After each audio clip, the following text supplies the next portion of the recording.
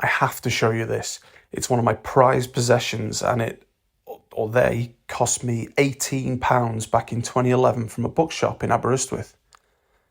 Daniel Silvan Evans' Welsh English Dictionary was published between 1852 and 1853 and came in 2 volumes. The tomes are uniform half-calf over cloth and include gilt tooling and titles.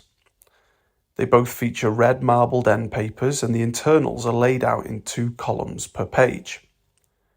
The English title reads, "In which the English words are deduced from their originals and explained by their synonyms in the Welsh language." At the time of its publishing, Welsh was spoken as a majority language in most of Wales, except for some border areas and southern Pembrokeshire.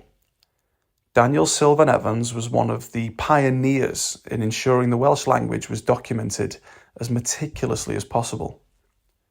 His dictionary came at an important time for the language, with an influx of English monoglots into Wales in the decades following Evans' publication, starting a quick decline of the language.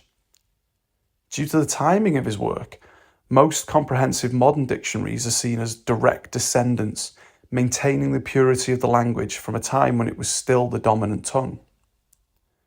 There are plenty of interesting features in the books, not least on the title page where Saesneg, English, is referred to as Saesoneg.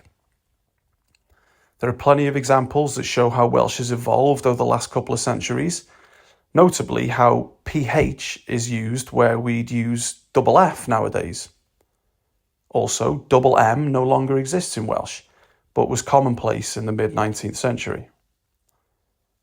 I found telephone as pellseinir, literally far sounder, but there's no sign of television for obvious reasons.